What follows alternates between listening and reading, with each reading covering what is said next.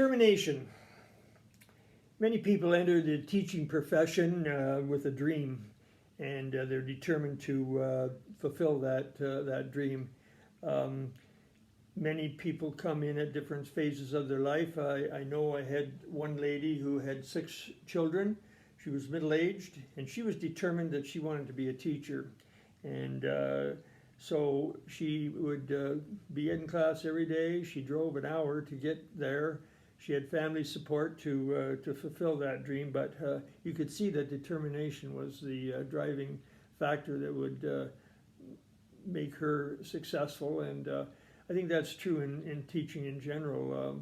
If you're determined to do a good job and you're determined to do the best teaching you can, this will show. And it takes time, it takes effort, but most of all, you don't give up under pressure, and you work hard to achieve your goals. The determined teacher is the successful teacher. I say in my afterthoughts here, there's no room in the teaching profession for floaters. These are people who are satisfied with the status quo. What drives the teaching profession are the people who are determined to make themselves and the system better. This requires constant dedication and renewal. It's really an attitude that drives the excellent teacher. And that is desire and determination to be the best you can, and work on being the best teacher you can possibly be. There's nothing more satisfying in teaching than to be rewarded with success because of your efforts. But generally speaking, people, especially students, aren't going to pat you on the back and say, "That was a great lesson, sir, ma'am." You're pretty well left on your own to be your own critic, to know when you have to improve and what you have to do to be better. And some days it's not the best, and other days it's great. But if you're determined to constantly improve upon your work, then that's a very important element in being a successful teacher. You have to be your own critic.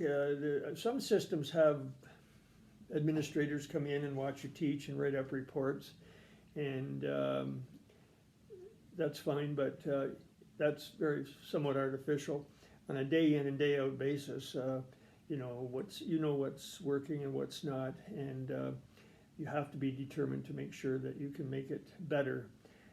So that's why I say there's no room for floaters, and I've seen many people who are satisfied with just doing the same thing over and over again, and students become bored. They see the teacher not willing to put an effort into things, and then they have reaction to that, and discipline problems happen.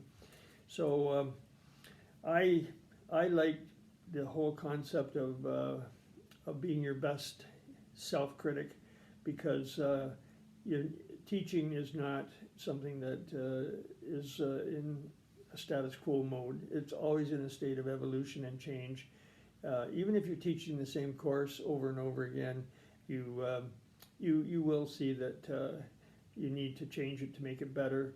I used to just experiment with if I had 2 classes the same, 2 in a row or the same day, I would purposely do the second one differently just to see if I could make it better or what worked better. And then next year, if I'm teaching that course again, I can use the quality work that happened, whichever lesson was better.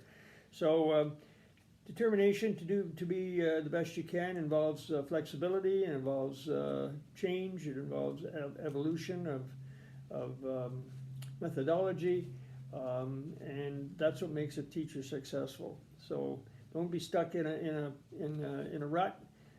Keep things moving and have fun with it. That's what makes teaching interesting. Change is good. So I hope you appreciate the fact that determination can involve a lot of different things, and don't give up to pressure. Be the best you can. Next day, we're going to look at embrace change.